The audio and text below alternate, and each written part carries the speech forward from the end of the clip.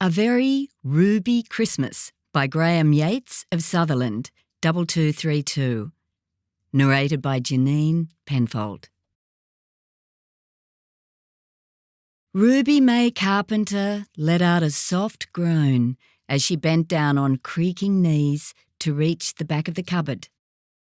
I'll have to put it somewhere easier to get to for next year, as she dragged out the battered cardboard box. Ruby wondered how long ago she and Charlie had bought the Christmas tree. No dodgy knees then. And behind it was the slightly smaller but no less important box of baubles and trinkets. Was it always this heavy? She carried it to the centre of the living room, snapped last year's sticky tape and carefully, almost reverentially, lifted out the tree. A few more fake pine needles in the bottom of the box, but it was still in remarkably good shape after all these years. Charlie's prophetic words came back to her. Always worth paying a bit more. You'll save in the end. Of course, it wasn't the money saved over the years that Ruby treasured. It was the tree's seasonal reappearance in the living room that brought her so much joy. Like a return of the prodigal son they'd never had.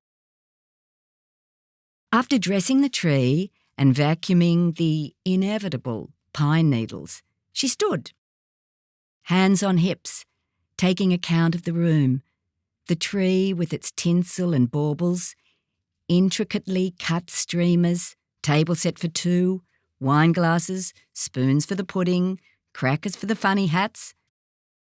But why did the tree look so bare? Oh my goodness, how could I have forgotten those, of all things? Ruby hurried back to the cupboard. From the top shelf, she slid an intricately carved wooden box from Bali, a birthday present from Charlie's sister. Hello again. And she patted it like a friendly family pet. Back in the living room, she opened the lid, and there it was, in all its tattered, eclectic, laughable glory.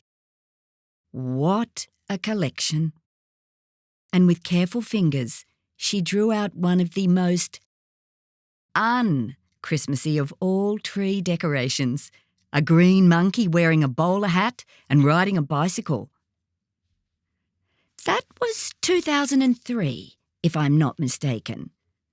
The 8th one Charlie had brought home, and possibly the ugliest. She may occasionally forget what she was going into the kitchen for, but the year when each of these things was brought home by Charlie never left her. A group of 3 kangaroos wearing board shorts and holding cans of beer. 1998. On the tree it goes.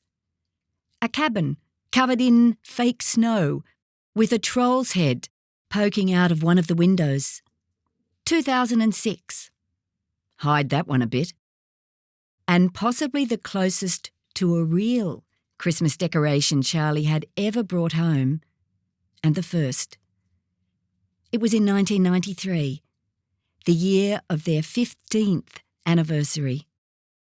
I thought the tree could do with a bit of livening up, he'd said. She'd held out her hand and received the yellow plastic recreation of the nativity scene as if it were a dead insect. Ruby remembered exactly what her words had been. Why on earth would you waste money on this Chinese tat? She caught the look on his face just as he turned away and was instantly stabbed with guilt.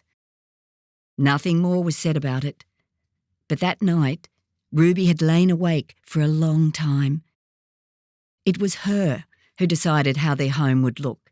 She chose the colour schemes, the curtains, the bed, the couch, even the lampshades.